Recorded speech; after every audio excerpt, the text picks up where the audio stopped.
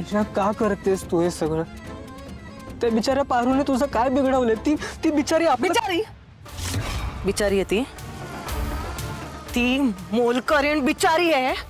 अरे बिचारी नाही ती तर या जगातली महान नालायक बाई आहे. बिचारी आहे ती.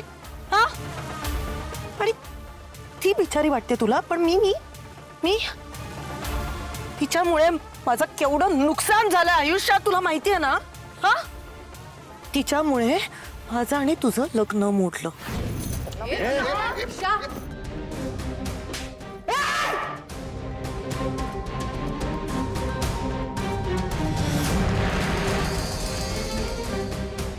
तिच्यामुळे मला अहिल्याने घराबाहेर हकलवून लावलं. तिच्यामुळे मला पोलिसात जाऊन जेलची हवा खावी लागली. प्लीज मला बाहेर सोडा. प्लीज मला त्रास होतोय तर प्लीज मला बाहेर सोडा. मी काय नाही केलं.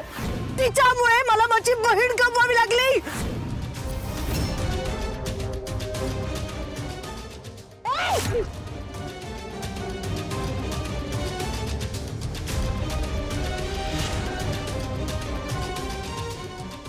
प्लीज मला वाचव ना. मला हात दे प्लीज. तू स्वतःची काळजी घे. खूप आगे मी नाही येऊ शकत. आगे खूप. आणि तू तिला बिचारी म्हणतोयस. प्रीतम तिच्यामुळे माझं खूप नुकसान झालंय. त्यामुळे मी तिच्या नाही ती माझ्या मागे लागलीये. आज सुद्धा ती भिकारी मोलकरीण माझ्या विरोधातले पुरावे शोधत गावभर भटकतीये. ती गप्पच बसत नाहीये. ती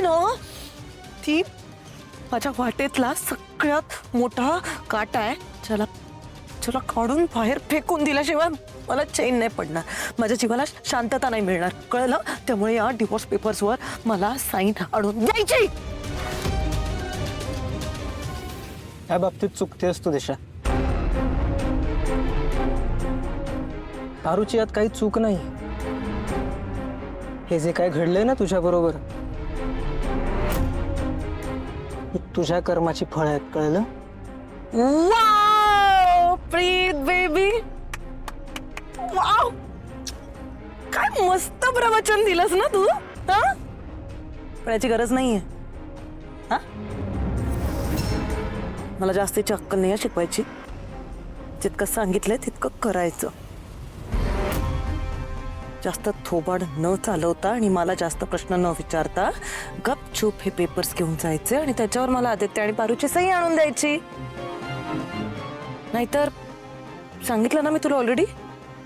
पुढचा नंबर अहिल्या देवी किर्लोस्करचा.